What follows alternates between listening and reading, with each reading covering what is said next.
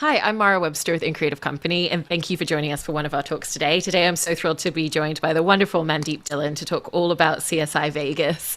And I wanted to start by talking about the initial spark that really attracted you to this role, because you said that you really felt like the scripts gave your character a lot of texture, a lot of layer, and a lot of background, and they really took the time to write her backstory. And even though we haven't seen too many details of it in the first few episodes that have aired, each episode's giving us a little bit more and a little bit more.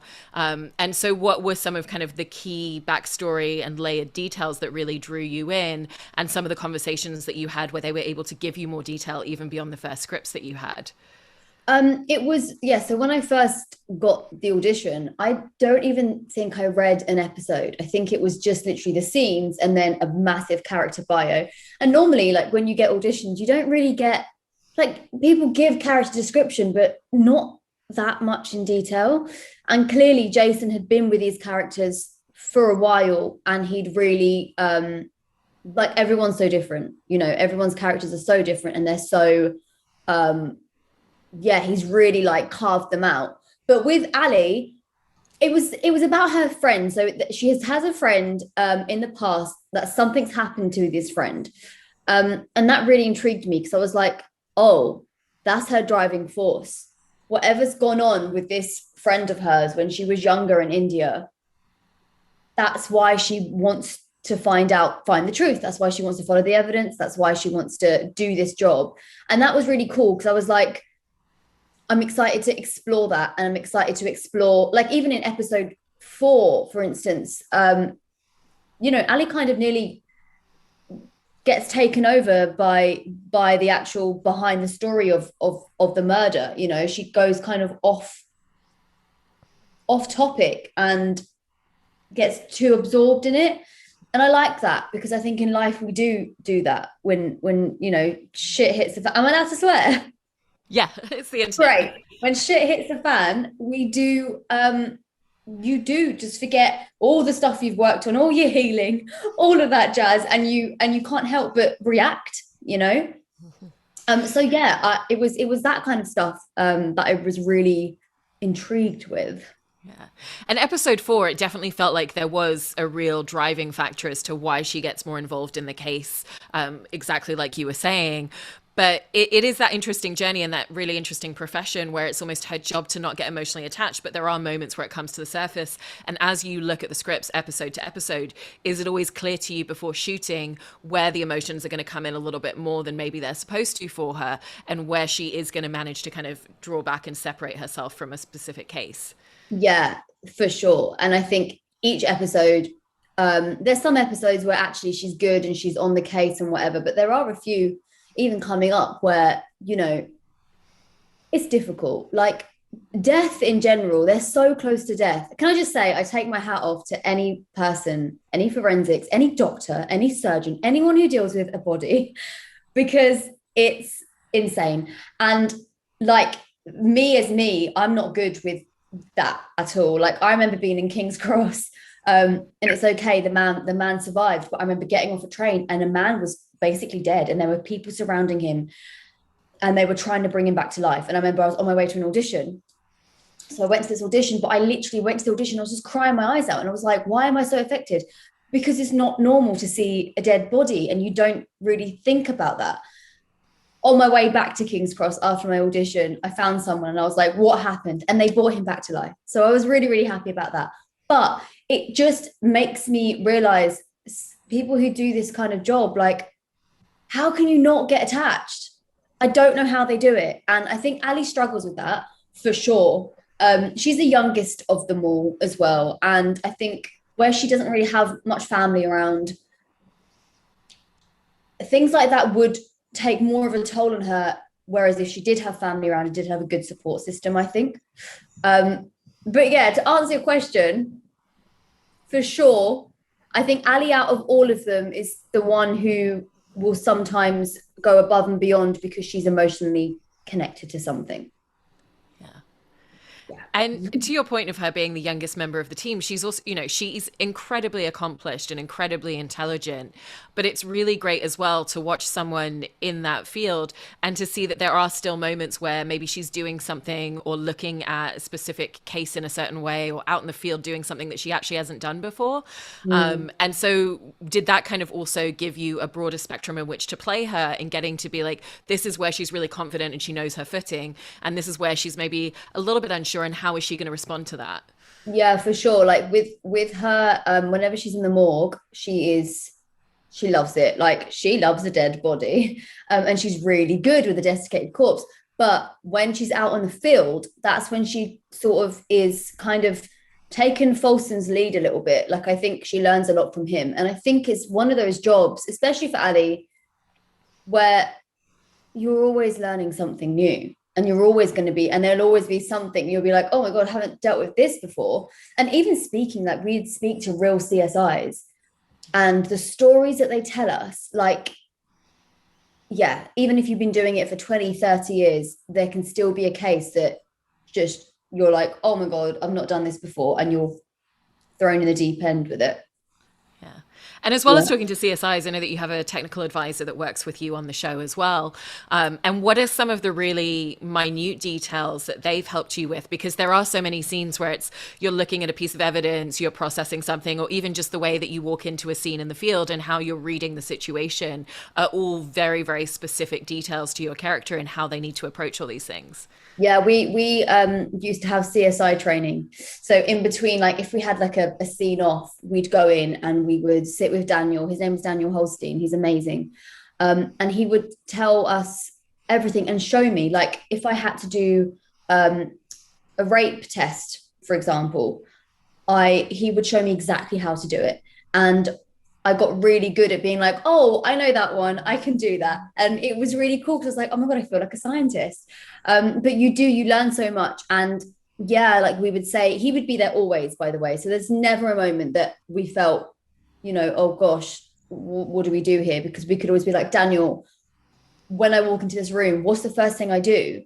And he can teach you, you look around, you look at the walls. Whereas I would think you'd walk just straight up to the body, but you don't. You have to look at everything. And so, yeah, he was really helpful. And I think he was really good for like the technical stuff and making sure that we were doing it right.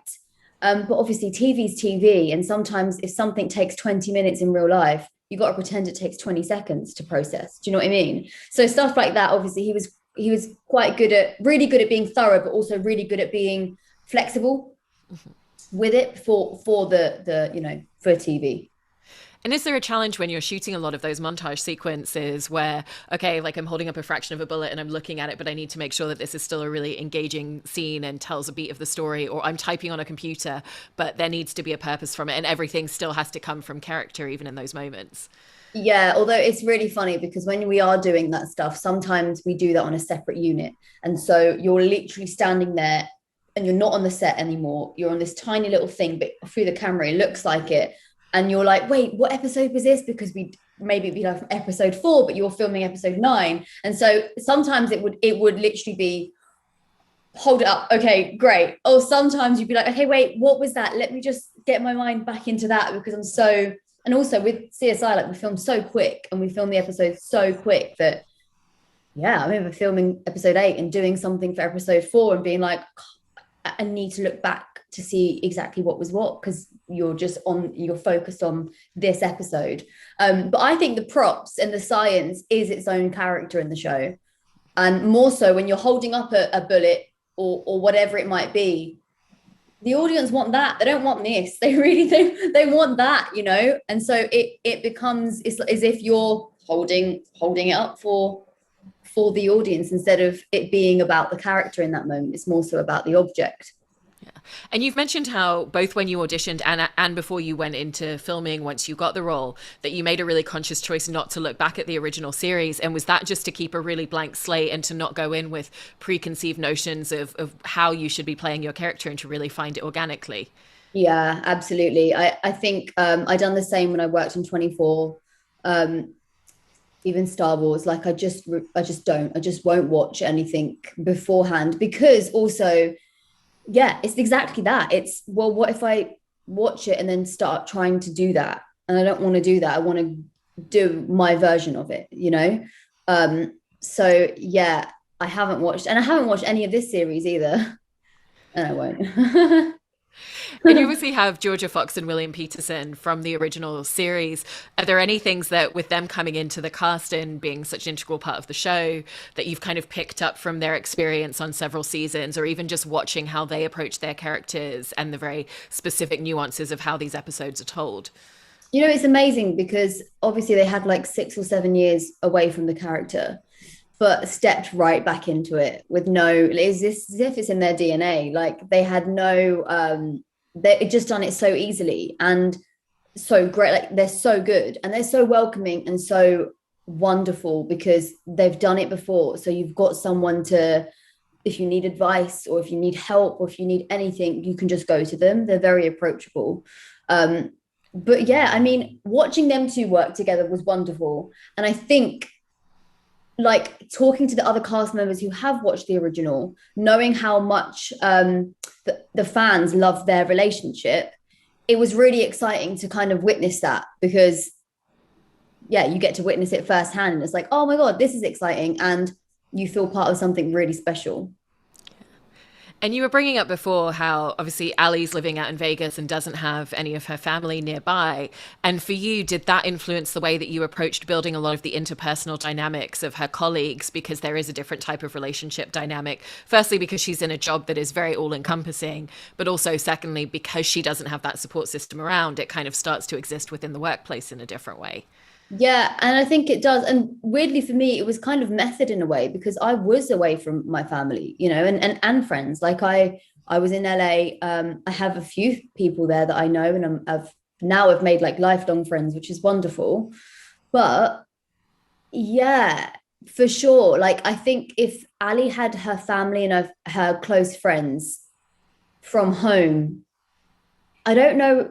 I think she would still be close to everyone, but I think there would also be a separation between work and pleasure, if that makes sense. Whereas, you know, I feel like with Ali, she kind of learns from everyone and what she would normally get from a brother's influence or from a father influence or a mother influence, she's kind of getting from everyone around her at work. And her work is her life. Like she loves it. Yeah. And the dynamic in particular with Folsom is a really great one to watch because it's professional, but also the comedic timing between you and Matt Lauria is really great. And if you found that as you've gotten deeper into working on the show and episode by episode, that there's even just more of an organic and natural rhythm and that you're able to play around with moments like that within scenes a lot more easily.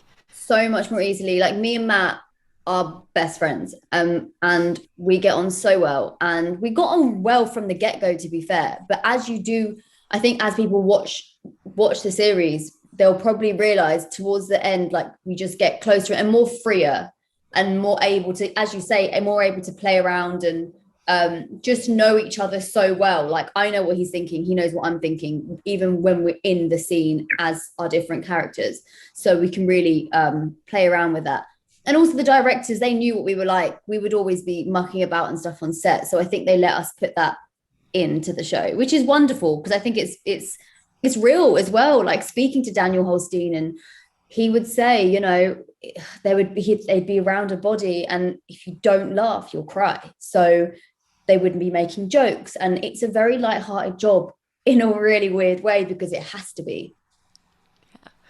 And I love the fact that in the first episode that her boss basically introduces her and is like, oh, she's one of our best. And so we know from the get-go, this is someone who's really, really great at her job. But you also carry her in a way where she's, you know, she knows that herself as well. And she's got confidence. It's not cocky at all, but she's really aware of her abilities. And was it important to you that you play the character in that way?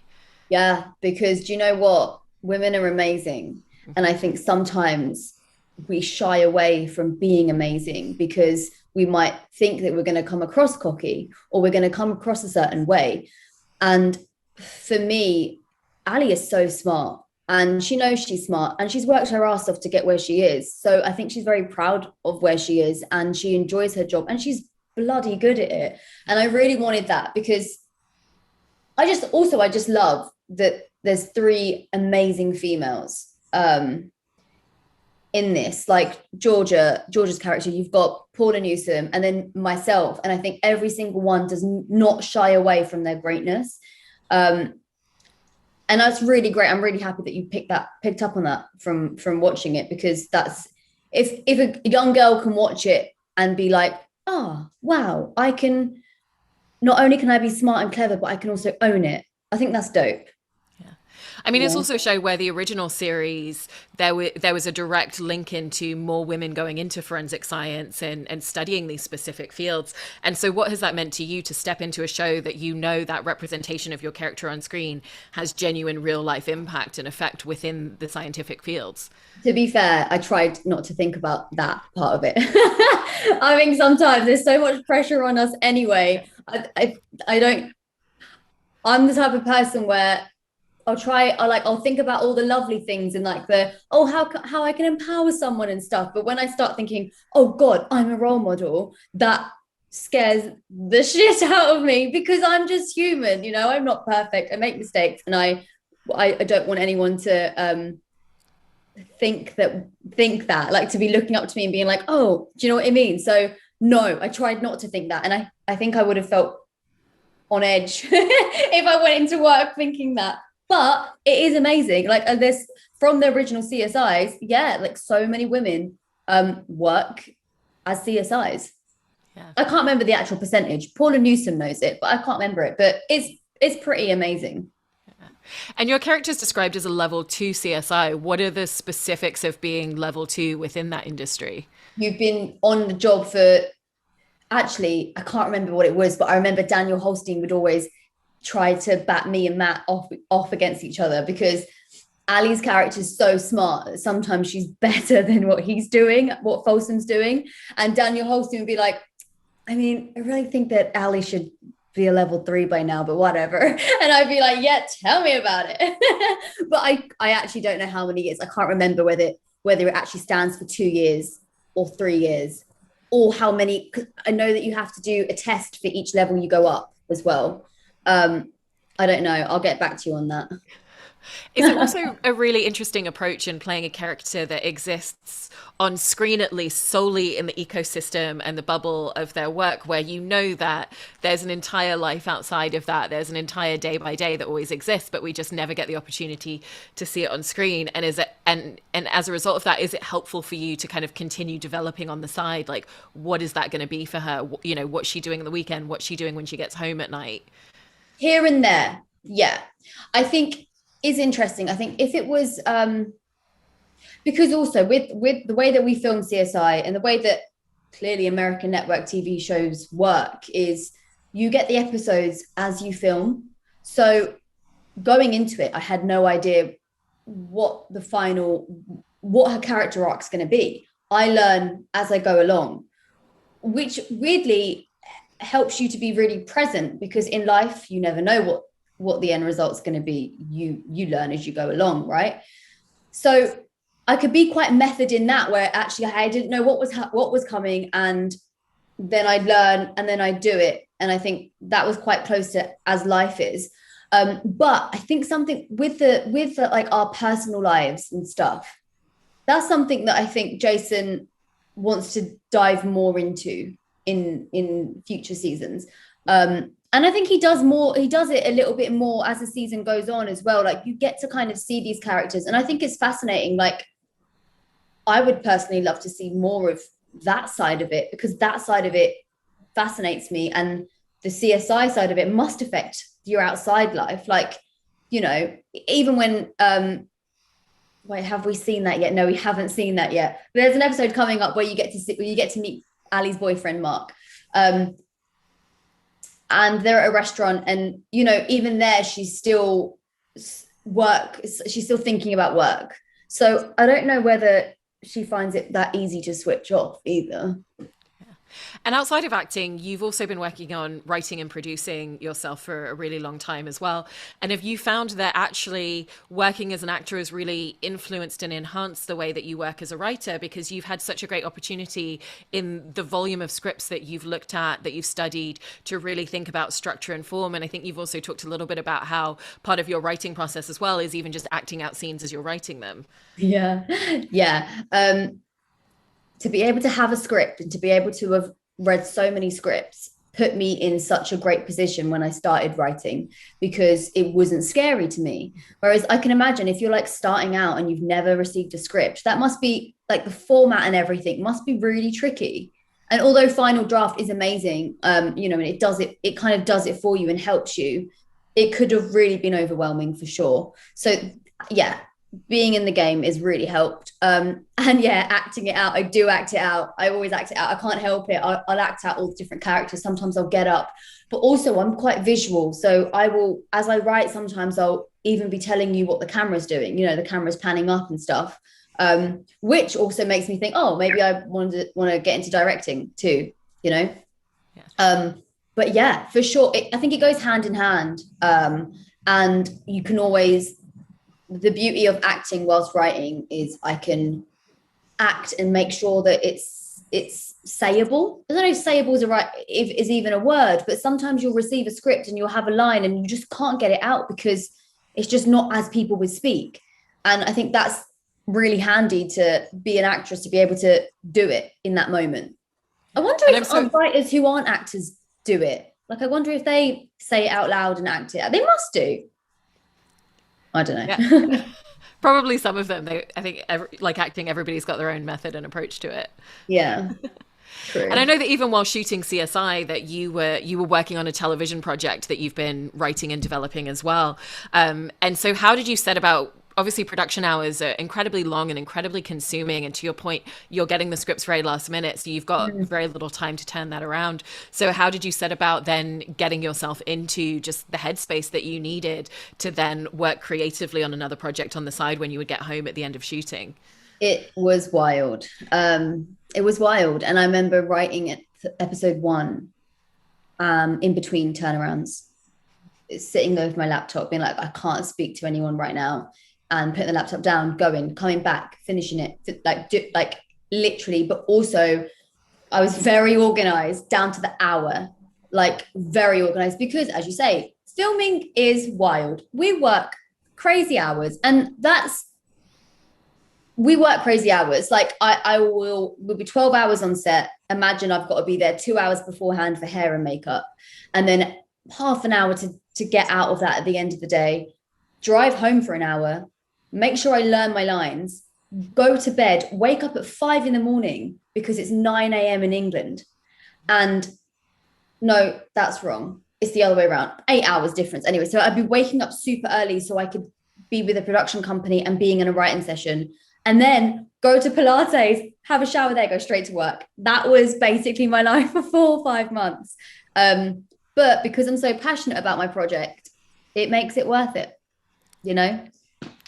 Yeah, crazy. And, overall, in working on CSI, you've talked a little bit about how you felt like this character really gave you the opportunity to do a lot of things that other characters haven't given you the opportunity to do, and to play against the grain in a different way than a lot of the comedic roles that you've done more recently. And so what were a lot of those things that you felt like you really had the opportunity to play around with performance and craft wise on this show? To be an adult, like I play so many roles where I am obviously comedy roles, but actually I think Ali is an adult. And it's funny because I'm an adult, I'm 30 years old, but I don't feel like an adult, and I don't carry myself like an adult, I don't dress like an adult. Like I just don't feel that. And I would rock up to set as me, and then I'd walk onto set as Ali, and she's a grown-ass woman, and it would fascinate me. Even me, it would fascinate me, because I'd be like, oh my gosh, with the right clothing, styling, makeup, and the right character, and the job that she does, I was like, wow, it's amazing how you can transform yourself. But yeah, it's playing it. I feel like Ali is taking me into the next level of the age bracket. I've been so used to play, like, put me in a school uniform, I could be 16 easily. it's still in me. I can still do that, but it's nice to sort of step away from those roles a little bit, and be able to play something like this. Well, I've loved getting to see everything on the season so far. Really look forward to watching the rest of season 1 on CSI. Thank you so much, Mandeep. Thank you.